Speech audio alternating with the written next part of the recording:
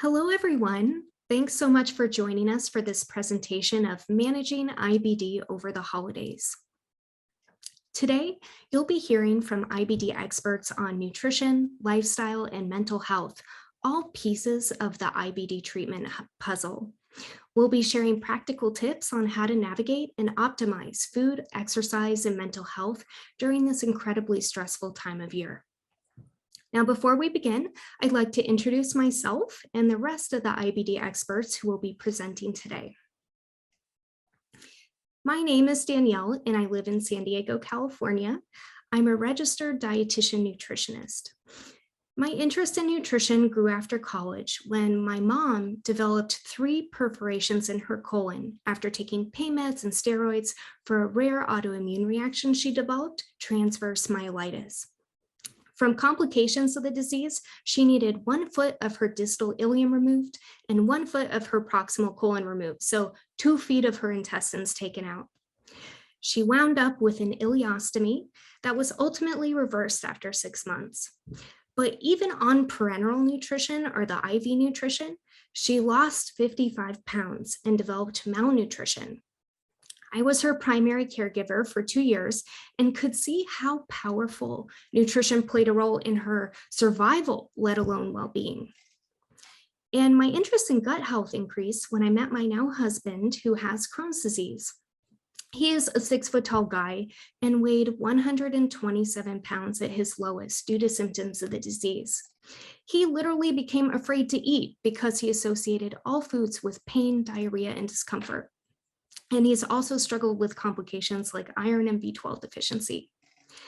But since we've been together, I'm proud to report that my husband has gained a healthy amount of weight to be able to feel better and have enough energy to make it through the day, because we were able to learn which foods actually do cause his digestive issues, and then focus more on the foods that make him feel good, making sure he was getting the macros and the micronutrients he needed. And slowly but surely, we removed the fear and anxiety from eating, and he just weighed himself the other day, and he's now 185 pounds.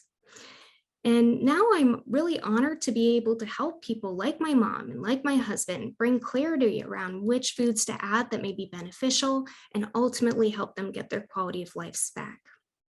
And now, Aarin will introduce herself. Hi, thank you so much for sharing all of that really nice personal information, Danielle. My name is Aarin. I am a certified personal trainer, a certified sports nutritional coach, and a sports performance coach. I myself was actually diagnosed with, I was diagnosed first with ulcerative colitis in 2016, and then correctly diagnosed with Crohn's disease the following year in 2017. My journey with IBD and gut health has been an interesting one.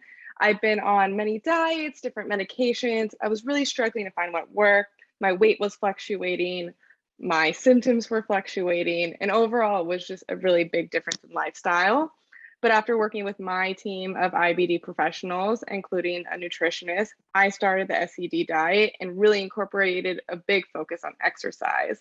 And for me, that's what made the biggest change for me in being able to live a more normal, manageable day-to-day lifestyle.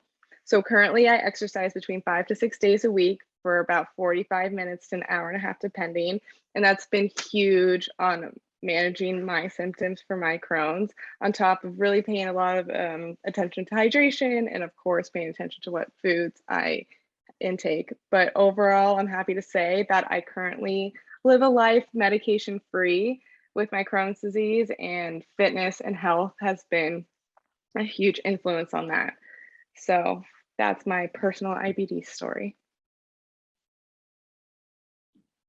I now will throw it over to Serena, who is here to share her journey with IBD and mental health.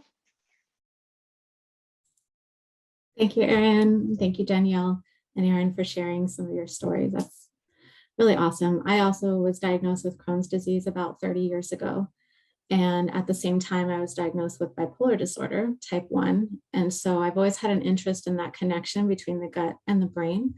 And currently, I'm a licensed clinical social worker and a psychotherapist, and I work with clients to help them with their mental health and also chronic, any kind of chronic issue from my own experience that informs my work currently. And I will talk more about the things that helped me over the last 30 years, and a lot of the mental health things that we can use over the holidays have also just been things that have helped me over the years to maintain not just my mental health, but my physical health and living well with Crohn's. So I will pass it to Danielle to talk about nutrition. Thanks so much, Serena. So today I'm sharing 8 tips to navigate food during the holidays. Jumping right in, tip 1, reach out to the host. If you feel comfortable reaching out to the host before a holiday party, you could ask what dishes he or she is planning to serve. This is a proactive step you can take to gather more information, and that information can help you make some personal decisions beforehand, like perhaps bringing a dish to the event that you know you can tolerate. Now, I know that might seem a little bit scary, at least it has been for some of my clients. So I just wanted to go through maybe a little example, a sample script of what you can do to potentially reach out to the host. So for this example, say I have Crohn's and say I can't tolerate gluten. And my symptoms are pretty bad after eating foods that contain gluten, so I am motivated to contact the host. The conversation could go something like this. Hey, host name, thank you so much for inviting me to your holiday party. I'm really excited to attend. Would you mind sharing what dishes will be served at the party? I have a few food sensitivities related to my Crohn's disease, so I'm hoping to get a feel for what options will be there. Now here, the host is going to list off different dishes planning to be served at the event, and there are 2 potential scenarios. One, the host lists off some foods that you feel great about, super confident about. And in that case, you could thank the host for his or her time and end the conversation right there. But say the host lists off foods that happen to be your trigger foods. Here's a way we can tactfully assert our needs. So the host, maybe they say something like, oh yes, I decided on an Italian theme this year. Beef lasagna, garlic bread, and chocolate chip biscotti are on the menu. So if you're thinking, oh no, I'm not sure if I can eat any of those things, don't fret. You have an opportunity here to assert your needs and empower yourself. So you could ask to bring a dish to the party that you know you can tolerate. So you could say something like, wow, that sounds like an amazing spread. With my food sensitivities, would it be okay if I brought a gluten-free dish like gluten-free pasta? I'd love to share it with everyone. So you can see the conversation doesn't have to be painful. You could absolutely offer to bring something to share with everyone so you can all enjoy it and you know you'll feel okay after. Okay, tip 2. Try having small, frequent meals on the day of the party. Smaller portions consumed at more frequent intervals throughout the day are usually better tolerated by the gut with IBD. So, and also having a small meal before you head to the party will also help stabilize appetite and hunger levels, preventing you from feeling like you're starving when you get there. So just to share an example, here's a game plan we created for one of my clients during Thanksgiving. For background, this client's family had their Thanksgiving meal at 3 p.m., so right between kind of conventional lunch and dinner hours. Pre-Crohn's diagnosis, this client would starve herself for the entire day to prepare for that large 3 p.m. Thanksgiving meal. But post-Crohn's diagnosis, she just could not process large portions or amounts of foods anymore. So I recommended that she eat her normal breakfast at 8 a.m., her normal lunch around 11, and a snack at 1:30 before leaving. Have that Thanksgiving small meal at 3 p.m. and then plan to have another small meal after she got home around 7:30. And you guys, my client had so much success following this plan. Having the smaller portions earlier in the day made her treat a Thanksgiving meal just like another one of her small meal opportunities during the day, especially when she knew she'd be having another small meal again after she got home in the evening. Okay, next tip, tip 3, eat slowly and chew, chew, chew. The brain needs about 20 minutes to realize the body's full. Therefore, eating slowly could help prevent eating a very large meal during the party that may contribute to symptoms and discomfort. Also, digestion begins in the mouth. So chewing foods thoroughly makes it easier for your gut on the way down. So a good example of this is some people with IBD have trouble tolerating whole nuts, but are able to tolerate smooth nut butters just fine. So what's the difference there? Texture. The nut butter has been blenderized to be smooth. So by chewing your food really well, you're essentially doing the same thing, breaking it down to a smoother texture, making it easier for your gut on the way down. So I like to tell my clients, chew like a chipmunk. Chew, chew, chew, chew, chew, chew, chew, chew, chew, and then chew some more. You've likely heard this next recommendation before, but you could consider low fiber. Now, the reasoning behind this is because a low fiber diet can be useful for short-term control of gastrointestinal symptoms and to reduce the amount of stool output. So that's really why there's an asterisk here. If you're having a lot of symptoms, this recommendation could be helpful. But if you're not having a lot of symptoms, you may not need to be as concerned about this recommendation. Something to keep in mind is that fiber is only found in plant foods like fruits, veggies, whole grains, beans, nuts, or seeds. This doesn't mean you need to cut out all of those foods. Some fruits and veggies happen to be naturally lower in fiber compared to others, for example, carrots. But another pro tip to keep in mind is that cooking reduces the fiber content inside of plant-based foods. So say you're at a party and for whatever reason, they have both raw carrots and cooked carrots.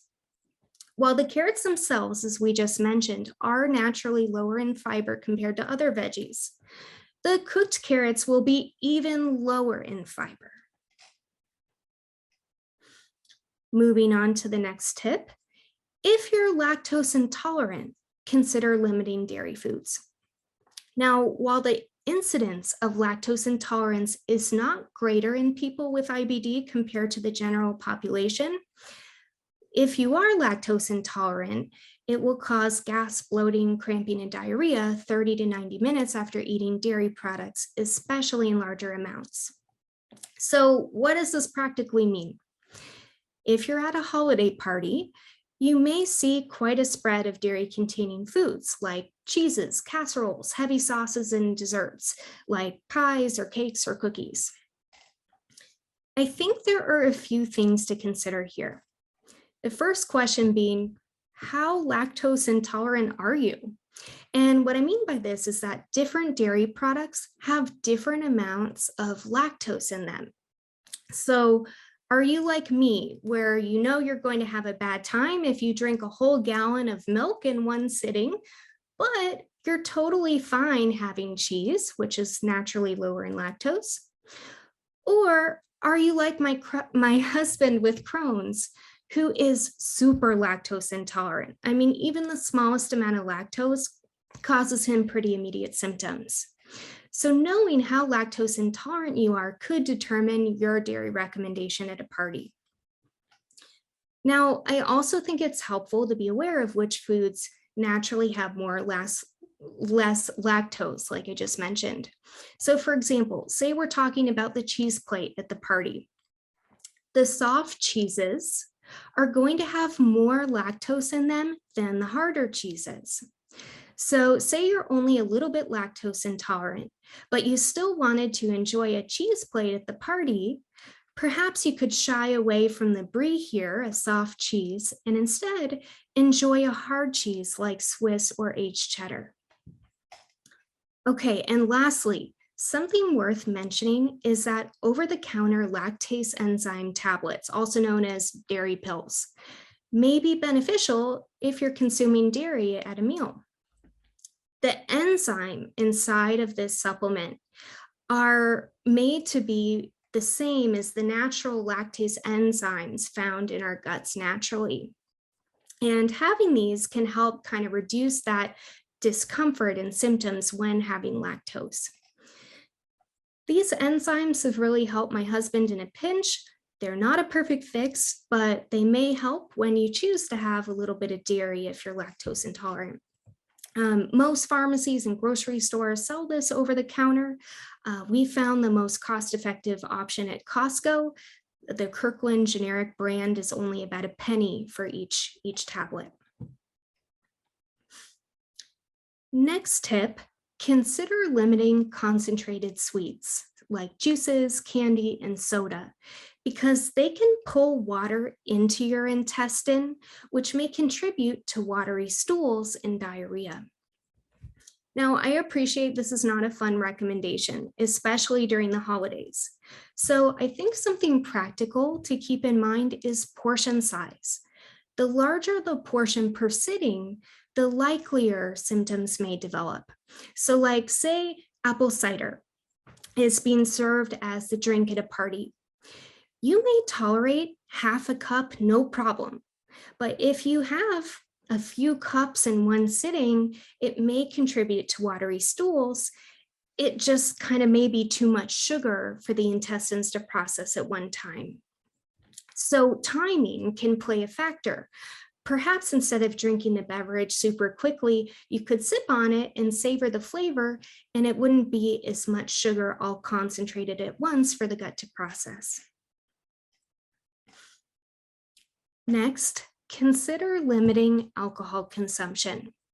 Some people with IBD may be able to enjoy moderate amounts of alcohol without experiencing adverse side effects. But current research indicates that alcohol causes most people with IBD to experience worse symptoms. Side effects of even moderate alcohol consumption may include gut irritation, diarrhea, and bleeding. And sadly, that's what happens to my husband with Crohn's. So I know the last slide we talked about limiting concentrated sweets like soda or juice, and now we're talking about limiting alcohol. So you may be thinking, geez, Danielle, well, what can I actually drink at a party other than water? And that is a great question.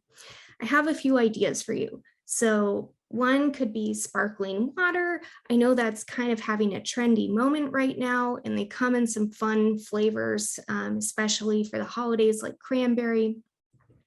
You could also choose perhaps some lower sugar beverages, like for example, ginger beer, which is non-alcoholic. Ginger beer oftentimes has less sugar than ginger ale.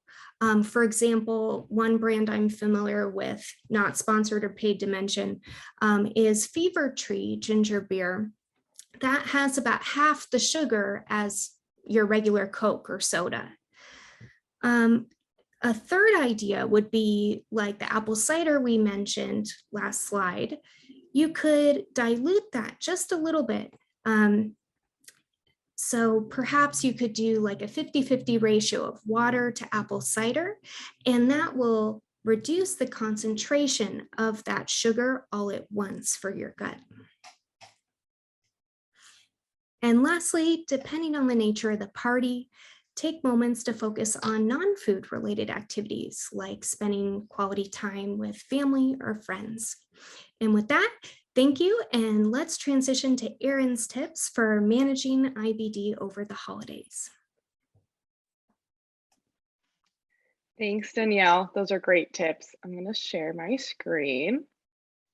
Okay, so while Danielle talked about food, I'm going to talk about exercise and kind of maintaining your exercise schedule or incorporating it for the first time, especially over the holidays. So if you're watching this, you probably have a family member or you yourself maybe has Crohn's or colitis. I just like to mention you're not alone. So when you go home or you go to a party and you feel like you're the only person here with gut health, you're not. Almost 800,000 Americans have been diagnosed with Crohn's or colitis. So if you're feeling self-conscious about showing up and maybe having limitations, don't, because there's so many people out there that also feel the same. As Danielle mentioned, a lot of side effects are abdominal pain, fatigue, and cramping. And these symptoms can be triggered by stress.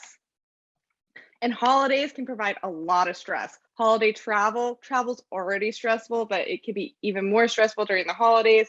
Ubers, Lyfts, and cabs are overbooked. The airlines can be overcrowded. The airports can be crazy. Everyone's traveling at the same time, so it's super stressful. As Danielle mentioned, going to holiday parties, there's a lot of high trigger foods. Friends and family and social dynamics can be a little bit more on edge than usual. You're maybe seeing people that you haven't seen in a long time. Maybe you're seeing some people you don't actually want to see all the time. In addition to that, your sleep schedule can change. Maybe you have time off work or you're traveling. There's a time change that can be different. And overall, just a bigger change in routine during the holidays. All of these can contribute to stress. So stress and IBD, the brain has a direct effect on our intestines. So when you feel stress, you physically will feel that too. And that can be reiterated in our GI tract. But multiple studies have found that exercise can lead to greater improvements in digestive systems. So why do we want to exercise to reduce our stress? Well, physical activity has our brain create endorphins, and endorphins are our feel-good neurotransmitters. They help us sleep, they help us feel relaxed, and they help us feel healthy. So I like to think of working out as being compared to meditating in motion. Maybe you're familiar with meditating. Typically, when you think of meditating, maybe you're sitting calm, you're maybe listening to guided meditation or trying to ease out the sound. But with exercise, we're moving, right? We're moving our body. It's the opposite of that.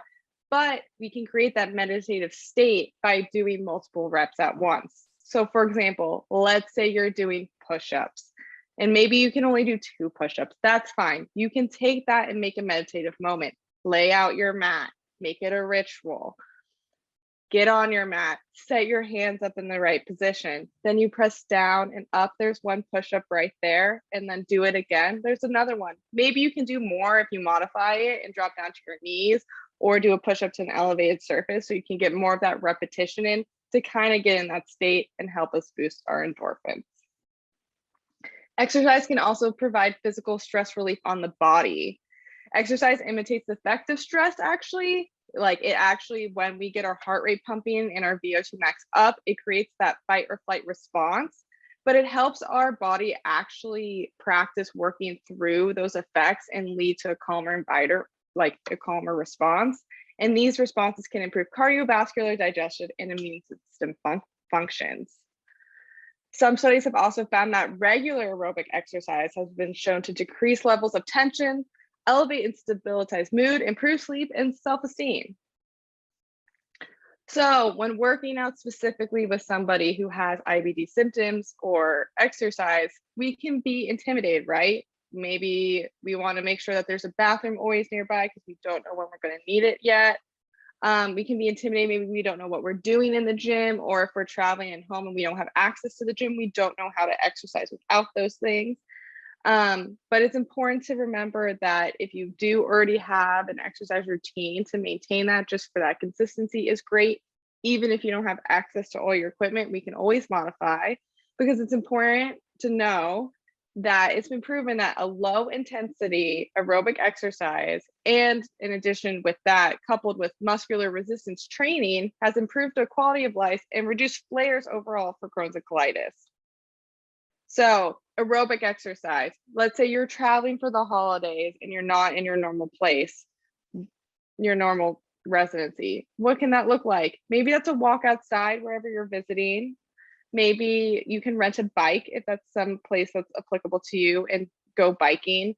Maybe if you're visiting and you're staying in a hotel, there's a home gym or a hotel gym that has stationary bikes or stationary cardio equipment. Maybe you're somewhere, you're traveling and it's tropical and there's a pool. Well, that's a great place to swim some laps. Or maybe you're doing a more outdoorsy type of travel for the holidays. Why don't you go out and check out nature and try a hike? These are all low impact exercises. We're not talking about running. We're not talking about doing jumping jacks. We're talking about movement, getting your heart rate up, but in a sustainable way for your symptoms. Now, resistance training. Typically, resistance trains, you're thinking a gym, you're thinking weights, you're thinking barbells, all those things. But when you're traveling, maybe you don't have access to that. So what can muscular resistance training look like for you at home? I mentioned doing push-ups at home. You need no equipment, but there's tons of resistance training you can do with limited equipment. You can get on the floor. You can do some sit-ups, some push-ups, some crunches. We can do some squats. There's also some equipment you can maybe travel with. There are loop resistance bands that fold up really nice in a suitcase and take up no space. If you already have that at home, feel free to throw that in your bag. If you don't own them, you can get them for as low as $8.99 on Amazon, just something to add a little resistance. So how are you going to maintain this routine that maybe you've started, or maybe you haven't even had a routine, but you want to start, especially because you know the holidays are going to be a stressful time? Well, my first tip, schedule your workout. Even if you're on vacation, even if you're visiting family, even if you have time off work, schedule it in, put it in your calendar, hold yourself accountable. You pick the 30, 45, an hour, minute in your day and make sure it's set. If you need a little extra help, grab accountability buddy. Maybe coordinate the same time with a friend. Even if you're in different places, you can be like, I'm going to work out at 1 p.m. Central, and they can also work out at 1 p.m. Central and coordinate with you. Or they'll be like, that time doesn't work for me, but I'm going to work out at 9. And you guys can hold each other accountable and check in, be like, hey, did you do your workout today? I did mine at 9, just like scheduled. And then you can be like, I plan on doing it at 1. I'm so glad you got your workout in. You can also make your workout conditional. For example, if you're home and everybody wants to go see a holiday movie, maybe tell yourself, I really want to go to that, but I need to get my workout in first. So this is called habit building, and I think it's really great for exercise stuff and to hold yourself accountable. So kind of tie your exercise to your next activity. Like, I can't go to the movie until I get my 30 minutes of movement in. Also make it fun and inclusive. You don't have to always do this alone. If you're home for the holidays, why don't you have others to come join with you? An example I had is I like finding, you can search on YouTube, low impact at home workouts with no equipment. So many things pop up. You can pop that video on the big TV and have the whole family follow along with you. Make it a holiday activity. Maybe organize a group walk with a bunch of your friends and family. We can all walk our dogs or pets if we have that, or we can just all go walk out in the sunshine or maybe sunset, and make it more of a group activity. So it doesn't always have to be surrounded by food and stress. We can make stuff active during the holidays as well.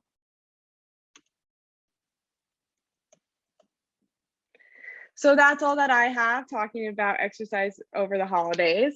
Now I'm going to throw it over to Serena to talk a little bit more about maintaining mental health. Thank you, Aarin. I'm going to pull up my slides real quick here. A lot of those tips overlap with mine because that's what happens. We can't really separate ourselves, and I'm going to talk about that. Is it working? There we go. Okay, so I'm going to focus on mental health and how it relates to the holidays and for those of us with inflammatory bowel disease. Oops, there we go. So I'm going to start with saying there's no such thing as mental health. ... Separate from physical health, emotional health, spiritual health, life circumstances, connections to others, etc. So everything really is connected. And I know in our society, we tend to separate parts of ourselves. We go to specialists, gastroenterologists who focus on our intestine, and mental health providers who focus on our mental health, and dermatologists. There's all kinds of specialties that split us up into parts. However, all of our parts interconnect and interact and affect each other. So I like to start out with that idea because I think it's really important. And no matter where we start, if we're following Aarin's tips and working out, exercising, physical health, that definitely has a strong positive impact on our mental health.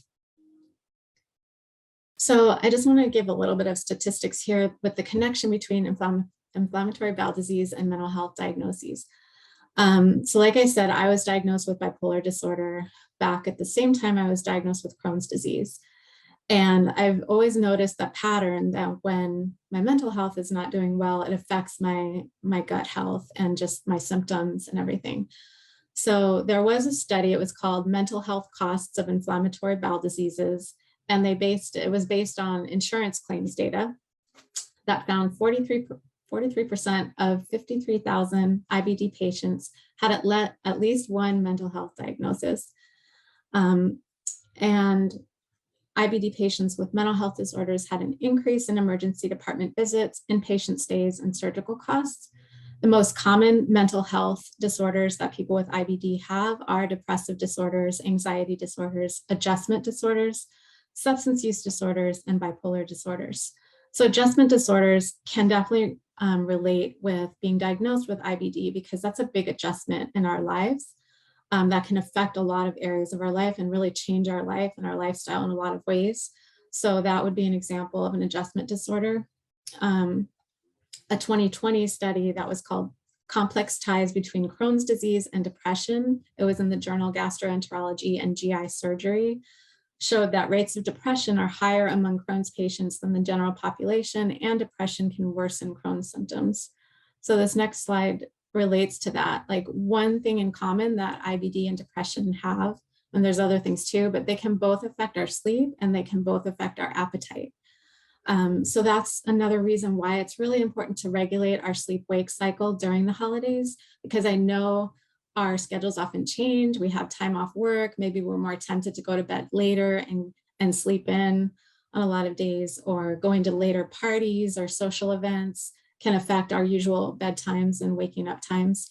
But I found for myself, when I do my best to maintain a regular sleep time, going to bed and waking up, that really helps me maintain my mental health and my mood stability.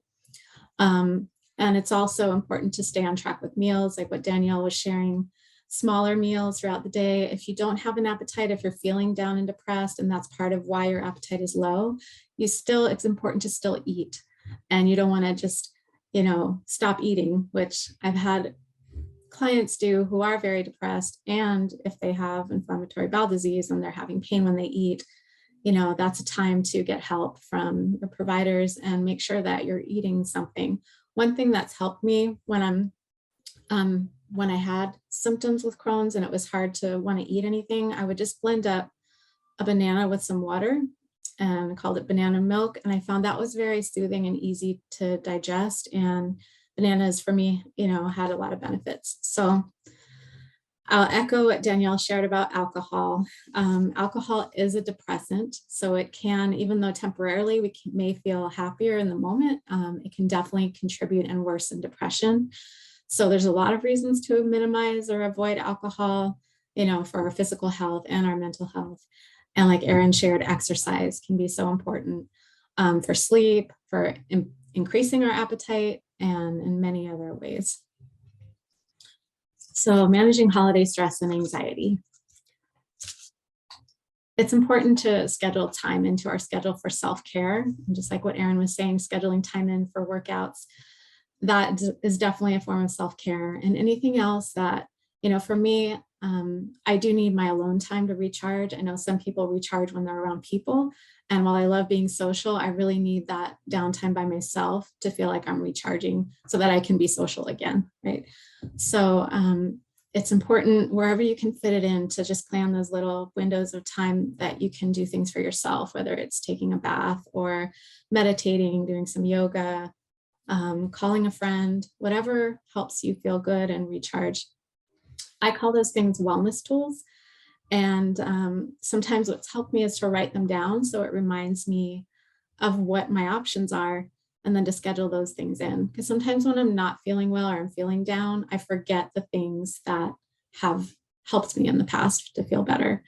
Nature can be very healing. So if you're, where you live, or if you're traveling, finding a little place you can walk that has trees or ocean, or it can just be simple, if there's not a big nature area, just finding a tree, and I don't want to say hugging a tree, but I've been known to do that.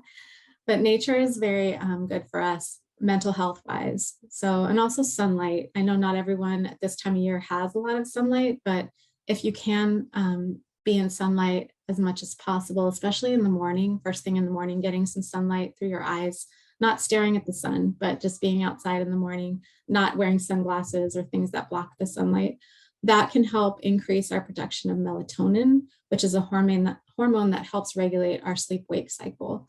So there's a lot of benefits to mood and sunlight, especially this time of year. Some people have seasonal affective disorder with the shorter days and the more darkness can affect their mood and cause them to feel depressed. So it's important when you're thinking about the holidays, like what's most important to you, setting your intention of what you want to receive, what you want to experience, create, and have during the holiday season. And so part of that is planning ahead. Like maybe you have different choices of where you could go, who you could spend time with. So think about that. Think about who you would most like to be with, what you would most like to do. And thinking about like, how can I make this more enjoyable for myself?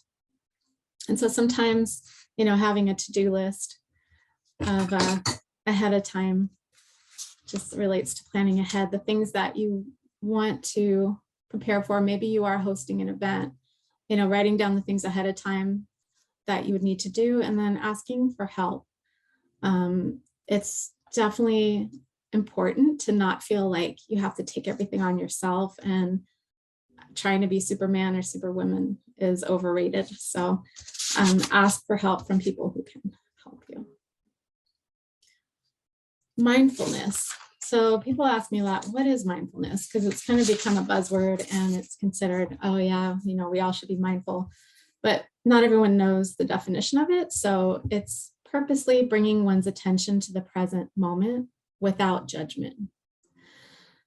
So how that can help us with stress is when we're in the present moment, we're not thinking about the past or the future, we're just present. And breathing is a part of that. Sometimes when we get stressed or anxious, we start breathing more shallowly. And when we remember to breathe more into our lower abdomen and more slowly, that can slow ourselves down, take us out of the fight or flight response and into a more relaxed state so that we can enjoy the holidays and whatever we're doing. And so really present moment awareness can be a gift to ourselves as far as, enjoying where we are, what we're doing, and also a gift to others. Like this quote from Thich Nhat Hanh, who's a Buddhist monk: "The most precious gift we can offer anyone is our attention. When mindfulness embraces those we love, they will bloom like flowers." So that is a gift we can give others during the holidays. I think a lot of people are in that state of hecticness, frenzied state of mind or being. And when we're present with them, that's often more important than any present we can give someone, Okay. Managing anxiety, like Aarin mentioned, anxiety and our mental health in general can definitely have an impact on our IBD symptoms. And if we are able to manage anxiety, that definitely has a positive impact on symptoms with the gut.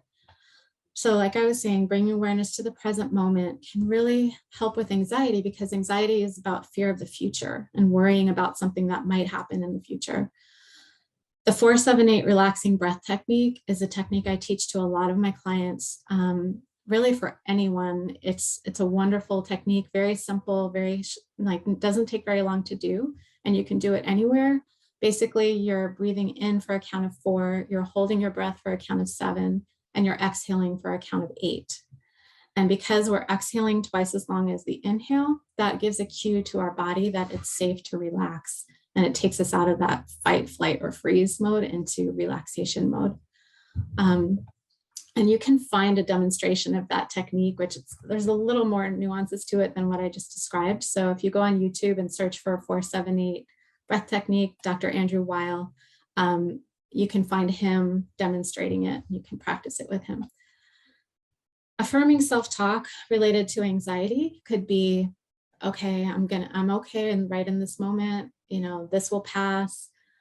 and just kind of giving yourself that positive self-talk that everything is going to be okay. Everything in this moment is okay. And reaching out for support. You know, I think having a support system that we can reach out to can help with all of these different areas, right? But when we're feeling overly anxious, it's important to know we have other people that are there to help support us, and we're not alone. During the holidays, it's not always a joyous time for everyone. And sometimes we're thinking about loved ones who've passed and aren't there to celebrate with us. Sometimes we're thinking about, I was diagnosed with this condition with IBD, and it really has changed my way of being able to experience and enjoy the holidays. So there can be sadness around that. There can be sadness or grief around just people who aren't able to be with you. They're in a different part of the country or world, and you're missing them. So a good thing to do first is just to acknowledge that you're having those feelings and that it's okay. Those are normal feelings, and being open and honest with others about how you're feeling, of course, others that you trust and who can be there for you. Staying socially connected is important. You don't want to isolate yourself or withdraw socially, because that can just add to that sadness and depression. And honoring a loved one's memory in a special way. So maybe a parent passed, and this is the first year that you've celebrated a holiday without them. If there's a way that you could honor their memory, a ceremony or something that you can do with others, that can really help to just manage what you're experiencing. And next one, let's see, was there anything else? Oh yeah. I think it's just thinking about what you are able to do and being grateful, cultivating an attitude of gratitude can help as well. The next one, managing challenging family relationships. So for example, handling problematic dinner conversation. Let's say you're with family that you don't normally have dinner with. And if you find the conversation heading in the wrong direction, you can politely and assertively suggest a different subject, right? To kind of get things on a different track. Setting boundaries could be important, setting loving and kind boundaries with family members when necessary, and spending time as much as you can with the people who love, support, and uplift you. The last slide, I'm just going to talk about safety, because there is that connection between IBD and depression. Sometimes it can get to the point, and also during the holiday time, where people are really feeling hopeless and like they don't have a reason to live, or they don't want to keep on going. So if you or someone you know is feeling unsafe, feeling suicidal, go to your local emergency department, call the suicide prevention line, which is 1-800-273-8255, or you can text the national 24/7 crisis text line by texting the word home to 741-741. So I hope these tips were helpful in having an enjoyable and safe and mentally well holiday season. And I will pass it to Danielle. Great. Well, thank you so much, Serena, and thank you everyone for joining us for this presentation today. If for any reason you'd like to contact us with any questions or interest in who we are, please feel free to reach out via email. You're welcome to take a screenshot of this email so that you'll have our contact information in the future. Thank you again, and happy holidays.